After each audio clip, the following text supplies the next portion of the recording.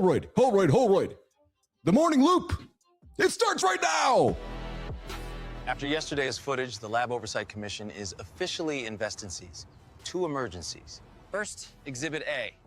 Keith skipping rope like he was auditioning for Rocky V and melting through the studio floor by 8 a.m. We analyzed the tape. Sweat velocity reached unsafe levels. At one point, we thought the man was actively evaporating. Now, Exhibit B. John claiming he couldn't pick up dog poo because it was raining. Rain isn't kryptonite, brother. We also reviewed the California flip-flop footage. The distress signals were immediate. Wind hit him, and he abandoned the mission. Meanwhile, Keith survived minus 25 like it was a spa day. The contrast raises serious questions about overall team resilience. So our findings are clear. One man sweat enough to fill a swimming pool, another panicked at drizzle. Balance is non-existent. We've done all the investigating we can without protective gear. Time to hear from the culprits themselves. Gentlemen, the floor is yours.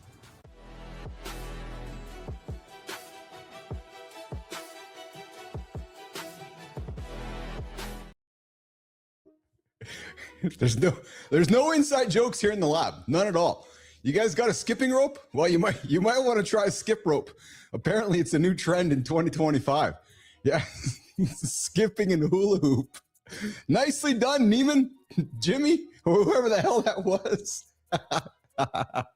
I'd love to see Anderson skipping rope. That would be something to see. What's going on, Laura Casada? Welcome to the lab this morning. Hey, you guys can join the show that's live right now, or in the mornings in the lab community. Laura, meet Adam, Adam, meet Laura. And to join the show in the second hour, we will open the phone lines like we always do. 431-300-3005, 431-300-3005. I invite you. I got 3 ways to get a hold of the handsome chief and the smoke show, Sophia Grande, and the handsome guy there in the hat there. That's John Anderson. Yeah, 431-300-3005. So if you guys need to connect over the weekend, you're more than happy to send me a text or join the conversation. Second hour, we'll open the phone lines up. It is 1996, back when we're renting DVD rentals, Warner Brothers, and right here on a live show we call Mornings in the Lab with Keith, John, and friends. And hey, the comments are open. And one last thing, if you guys are joining this show on demand, I'm sorry. I really am. Yeah, I'm sorry that you couldn't get your ass out of bed to join the show live because you missed all the fun shit. Yep. So I'm sorry. I'm sorry that you're just laying there. You're like, oh, I'm gonna watch Billis an hour later. All right. Yeah, I guess if that's what you want to do, that's best for you. Sure, get after it. All right, let's get into the roundup here this morning, guys. Let's get into the conversation desk this morning, and we got a few things, Jimmy, I want to get into. We're gonna kick it off here, Jimmy. We are gonna start it with what is happening over with Mr. Cameron, James Cameron. You guys, Terminator fans?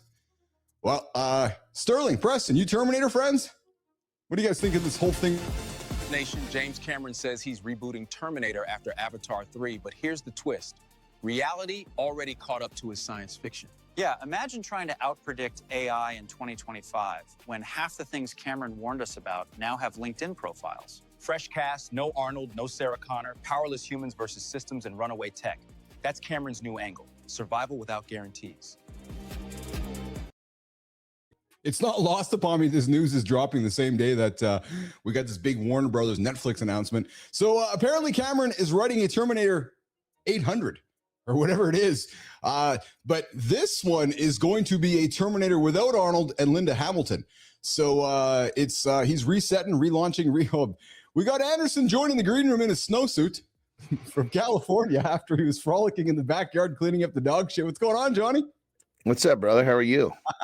I'm awesome this morning, man. I'm just talking about James Cameron. He's going to make Terminator 800 or 805 or whatever one it is. Well, he's got to get the next one in before the end of the world happens, which is only a few years. That's just it. Speaking of end of world, I got some breaking news for you that I know you do not know about this morning, and I'm excited to share it with you. Oh, I'm fucking excited to share it with you. It's only a big deal because what we are building here, and it's a big deal because of how we grew up. Well, Netflix has bought Warner Brothers, the studio that owns Batman and DC. And if you think about it, back when you and I were renting DVDs, like going down to the store to rent DVDs, never would we have thought. And the point of this story is that how you start, Johnny, as a human being, you never know how you're going to finish. And that's what I want to link this to, right? Like you would have never known in your journey in life, you would have been here today. And sometimes we think when we're done, and there's a message here, you're never done, never done. Well, when you're done is when you die. That's exactly it. So it's a pretty big. It's so two reasons I wanted. So there's a couple things here, Johnny. So we're talking about it today because as we continue to build this live show, we're leaning into a second thumbnail title that leans into live conversational content to hook viewers in. Right. So the big breaking news this morning, trending on YouTube and so forth, is the Warner Brothers Netflix deal. So we're talking about it this morning for a little bit, and it is it's massive on the media landscape, but it continues to support and perpetuate what we are doing here. The landscape is changing, and I'm telling you right now, man, 2 to 3 years from now, hey, Netflix, yep, hello? Oh, what's that? Oh, you guys are looking for a morning platform. Oh, yeah, we got one. Oh, yeah, we've been doing it for 6 years now. Oh, for 100, what's that? $1 billion. Oh, yeah, for sure. Yeah, Keith and Johnny, we'll be on the way down there for sure, yeah. Well, this is the way it works, babe. That is the way it works. How are you, man? How are you? How was your last 22 hours? It was good. It was good. I'm You got shit on your hands? No, still haven't done it. Yeah, well, I was yesterday. I got caught doing some, I shouldn't say caught. I just got in a groove getting some shit done. And I finished up and I was like, it's just fucking cold outside. I don't have to fucking do this. I'll do this when I feel like doing it, and so I didn't do it again. Hey, Jimmy, I love the confidence in, no, I didn't fucking do it. And that's a man who's like, no, I know what I am. And I'm not cleaning the dog shit today. Well, I mean, you figure you got to remember, think like this, like if there's certain things that would motivate one to get this done. We just had guests that left. Right? Oh, yes, that's right. If we had guests that were showing up, okay, that's a little different, Yes. Yeah.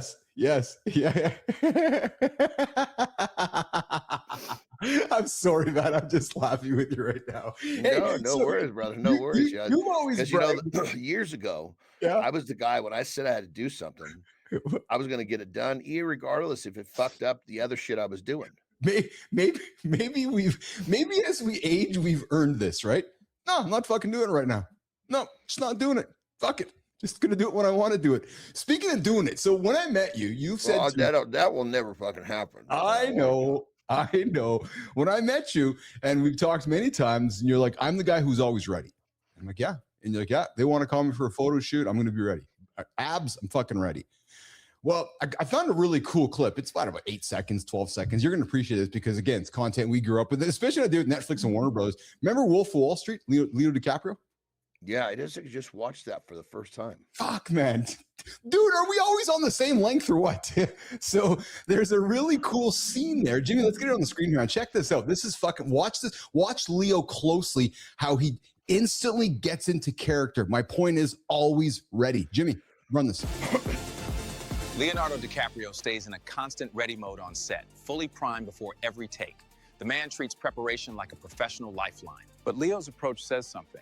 Readiness isn't talent, it's discipline. Being primed beats being inspired, especially when life doesn't give second takes. Most of us need 3 reminders, a calendar invite, and a caffeine IV just to start the first task of the day. Where's the clip? I don't know, Jim. There you go. Set and background and action. Look at how his hand was. That's okay, Jimmy. We kind of killed my point there. So Jimmy, for the other ones, I don't want intros for the button stuff. I just want the clips now, just the clips. But if you notice that, Jimmy, just run that clip again. Put Leo on screen there if you can. Now watch how his hand. This is fascinating to me. Watch his hand here. I'm going to put it up here. Watch his hand there, Johnny. Like watch his right hand. Watch his face. Watch his right hand come up. Background and action. And it's like he's just it's like he's boom. The moment the camera starts, his hand is in your hand and he starts talking. I think it's pretty cool because it just shows that it's like instant, not Leo DiCaprio, instant Wolf. Do you follow me? It's pretty cool. Yeah, well, it's like he knows as soon as he hears his cue, yes, he's got to basically change form. It's like a chameleon. Pow. That's exactly it. And I think that's a skill set that I think it's often lost. And what I also enjoy about that, John, is that there's a much intention. It's intentional, very, very intentional. He's not like, oh yeah, I guess the camera's on. I guess I got to start acting now. And that's that's what it's called. I call that the button. Oh, right? Yeah. It's like in some of my ventures, more strength and wrestling, not so much bodybuilding. Yes. It was like you just time to push the button, and the button Yes. hit, and all the emotion turned off, the pain went away, and it was like you numbed up. So so interesting. So I was linking that slowed it down, numbed it up. Yeah, so I would link in. To me, I think of that as a professional. It's like I was thinking about, like I think about you, a professional. And what I mean by that is that often we as humans, we associate a professional about what happens on the court or on the rink, and we often forget about the other 23 hours of the day that we need to perform so we can perform in the arena or in the theater, right? So you talk about yourself having your abs ready. If somebody says, "Hey, I need a photo shoot," well, you're living a lifestyle that allows you to do that. I'm thinking the same thing with Leo there when he has that scene there. He's just, he's to be a professional as an actor. I'm certain as you're changing chameleons to your point, but like that's just not accident, man. Like that's so intentional, which is why he's one of the greatest actors, I would say, of our generation.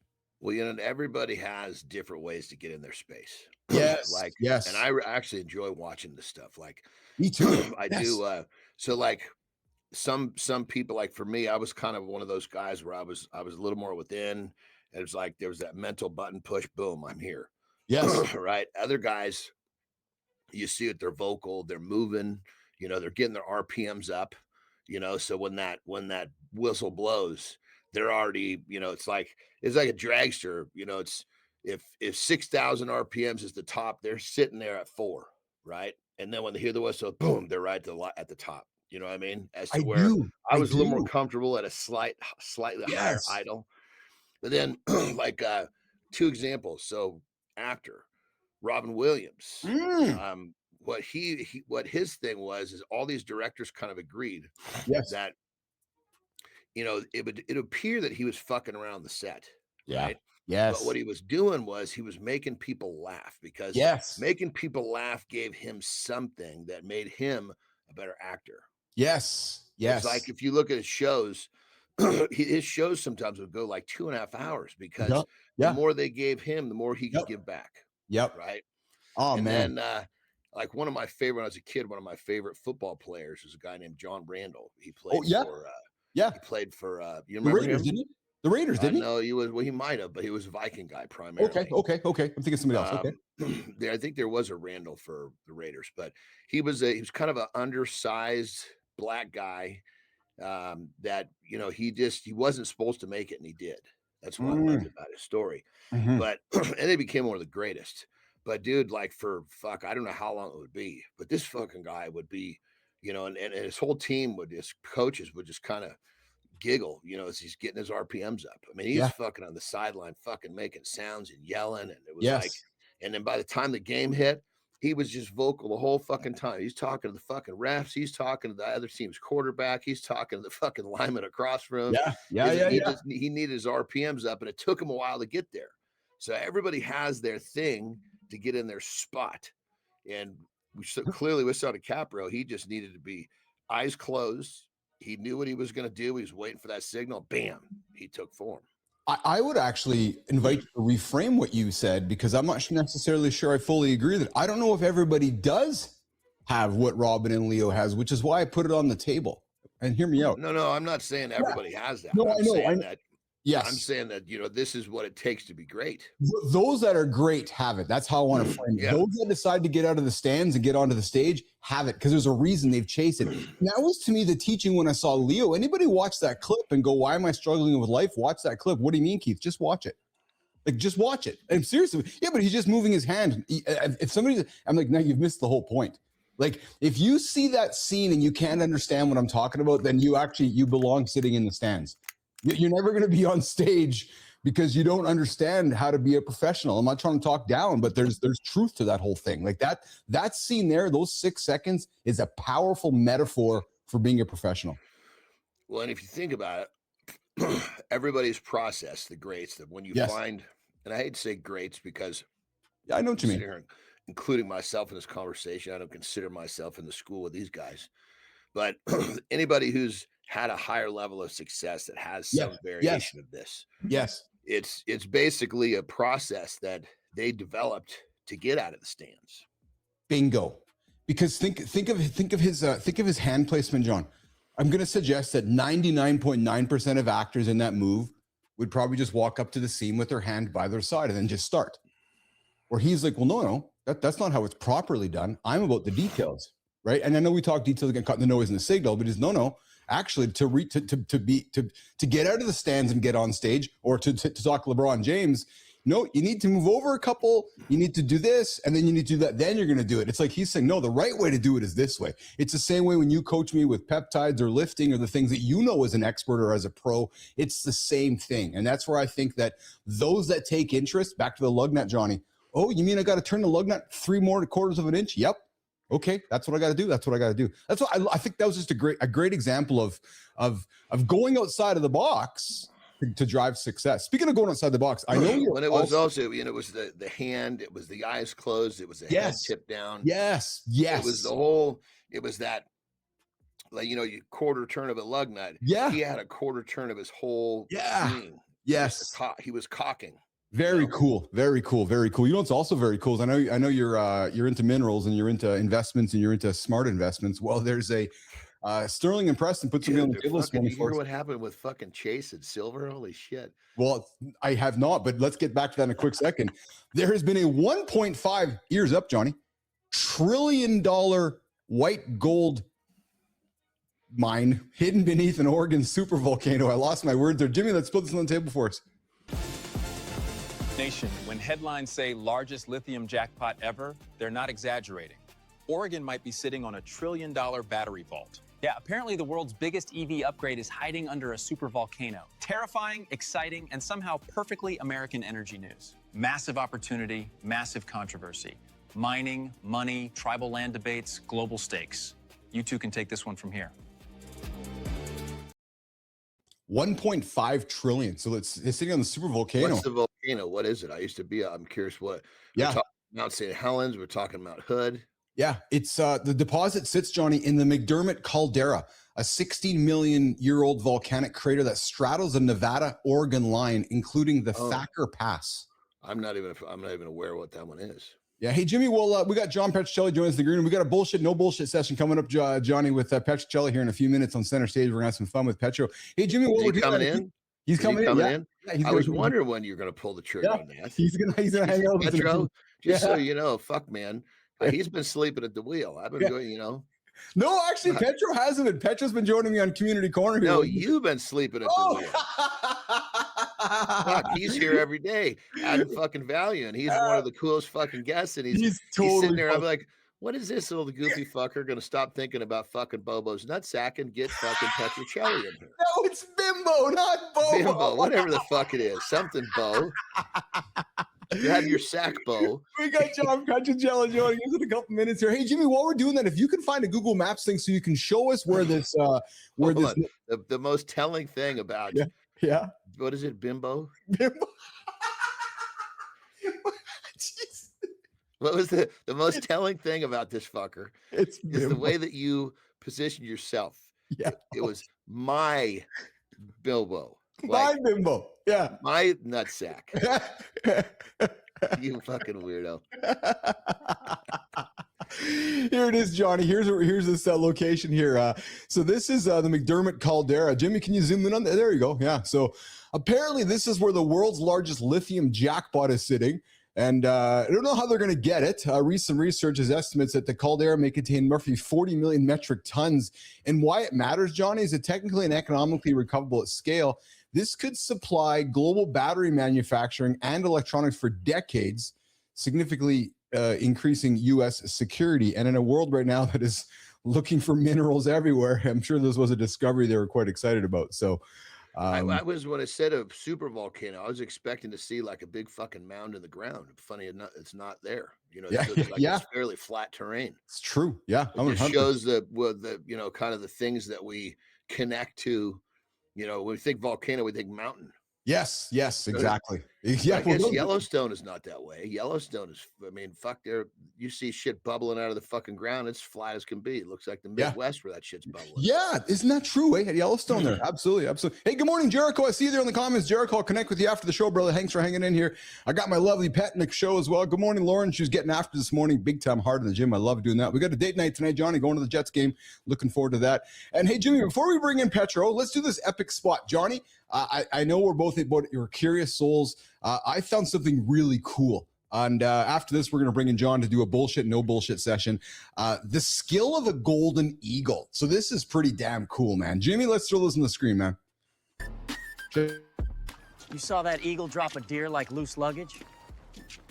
And you still think your to-do list makes you dangerous? One bird, one small deer, whole valley watching that moment.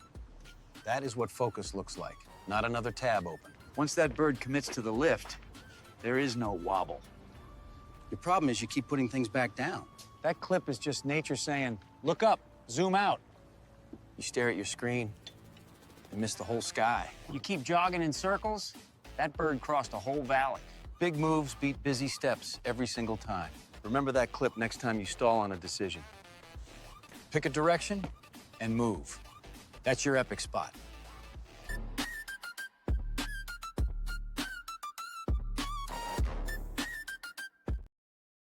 Is that eagle just grabbing it? Did you see that fucker holding on to the deer, trying to fucking get lift off? It was like a plane that was overloaded trying to get off the end of the runway. Yeah, and then when he opened up his wingspan, that thing's got to be 8 feet across. Yes, I know. It's pretty cool, man. That's pretty cool. That's I thought that was pretty neat when I saw that thing there. So Jimmy, here's crazy. He knew. He just needed to get a little bit of momentum. He was going to get it off the ground. You could see he knew it. He just needed to get to a decline to where. Well, here's the thing. Slide that thing down the hill. Think about this. That deer was just walking, and all of a sudden the eagle flies by, and it's like, oh, I'm hungry. It picks it up and starts flying, and then to kill it, it dropped it. Yeah. Like, and then every other critter in the fucking valley started scoping out the meal. Yeah. So we, I know you have big dogs. We have I got obviously English bulldog, but I got my little Lola, my little Pomeranian, who's maybe 3 pounds, and sometimes she's in the backyard, and I'll see eagles flying around here. I'm like, all right, Lola, it's time to go inside the house. Dude, there was just a fucking thing that somebody sent me. It was dogs defending the family baby. Right? Really touching. Really touching. Really? And like weird shit like the dog somehow knew that the chandelier was coming and like got on top of the baby so it hit the dog, not the baby. That kind of shit. Oh yeah. Interesting. Anyway, this fucking eagle is soaring in across. Looked like they were at some sort of a like a nature reserve or something, but it was a big wide field. And the dog was running around. The family's just kind of having fun in this open space. This fucking eagle comes soaring down.